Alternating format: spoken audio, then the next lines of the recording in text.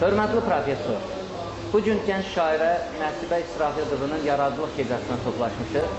İstəyərdik ki, qadın şairi olaraq tarixi şəxsiyyətlərin həyatı haqqında ən samballı əsərinə görə Nəsibə xanım təbii ki, uğur qazanır. Bu barədə öz fikirlərinizi deyəsiniz. Həm də bir gənc şairənin lirikasına, onun yaradıcılığına və həyatı baxışlarına fikirlərinizi söyləyəsiniz. Buyurun. Bayrama qovuşanda, il-ilə qovuşanda poeziya sözünü deyir. Çox şadam ki, Nəsibə xanımın yaradıcılıq məclisinə toplamışıq.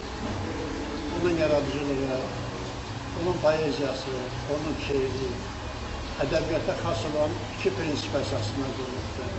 Hərəkətdə şiddət və təsvirdə şiddət. Hər ikisini ana yaradıcılığında görürlər.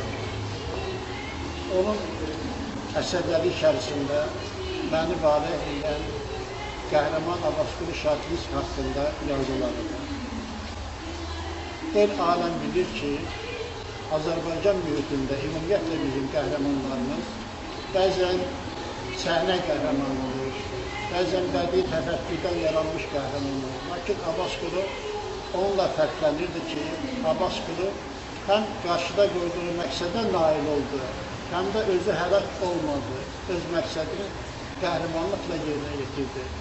Çox şadam ki, Nəsibə xanım bu qəhrəmanın qəhrəmanlıq obrazını ustalıqla, məharətlə yaradıbdır. Həm də gənc qadının, gənc qızın, şairənin qəlbindən gələn bir tərabət var burada, bir hərarət var burada, bir məlahət var burada yazıda.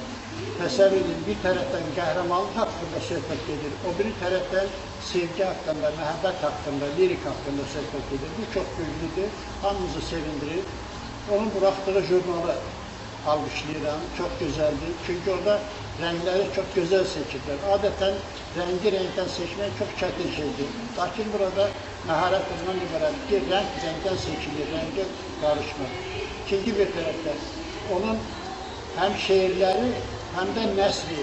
Eşitdim ki, bu yaxınlarda İrəvan teatrı Abbasqulu Şadlınskə yazılmış onun əsərini tamaşa qoyulur. Bu da böyük müvəffəqiyyətdir. Həm tarixi yadda saxlanmasıdır, yaddaşın gücləndirməsidir. Qəhrəmanlarımızın yeni nəslin yaddaşında saxlanması sahəsində gördüyü işə görə ona təşəkkür lazımdır, alqış lazımdır, onu təbrik edirik. Başqa bir arzum da budur ki, mən yaxınlar düz 80 yaşım tamam olubdur. Mənim yaşımın yarısı qədər onun yaşı var. Mən istərdim ki, mənim qazandıqlarımdan 2 qat çox qazansın, mənim itirdiklərimin heç birini itirməsin, ona uğurlar, can sağlığı arzulayır. Bayramı da o münasibətlə dedim ki, iki bayram bir-birinə qarışıqdır. Həm onun ad günüdür, həm də yaradıcılıq bayramıdır. Yaradıcılıqda da, həyatda da uğurlar arzulayıram. Sağ olsun. Mən çox şadam ki, Nəsibə xanımla eyni torpaqda böyümüşəm. Və bugün onun özü demiş ki, ürəyinin səsinə bura gəlmişəm. Nəsibə xanım qısa zaman kəsiyində poeziyada, ədəbiyyatda böyük addımlar atmışdır. Məşhur sərgərdə Abbasqulu Şadlınskinin həyatı, fəaliyyəti, onun məharəti, erməni daşnaqlarına qarşı apardığı mübarizə tarixini qələmə alan poeziyada ilk dəfə Nəsibə xanımdır.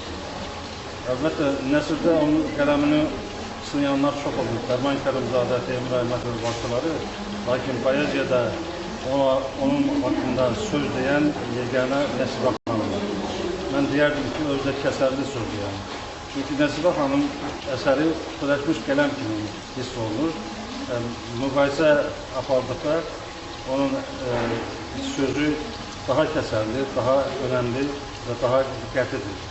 Mən onun poeziyasıyla bir qədər yaxından tanış olduqda belə qərara gəldim ki, o yeni addım atsa da ədəbiyyatçılıqda, ədəbiyyat tarixində, lakin çox önəmli addımlar atıb bu gələcək ədəbiyyatın və poeziyanın inkişafında mən belə hesab edirəm ki, çox təsirli və gərəkli olacaq.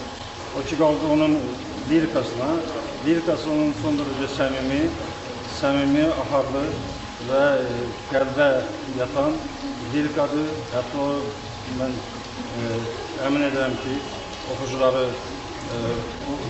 şeirə yatan bəstəkarlarımız olan yaradıcılığına müraciət edəcək və onun sonraki nəsil üçün bəstələnmiş əsərlər də meydana gələcək ki, bu çox yayınlaşan maarifdir, ədəbiyyatımızda yeni bir addımdır, yeni söz.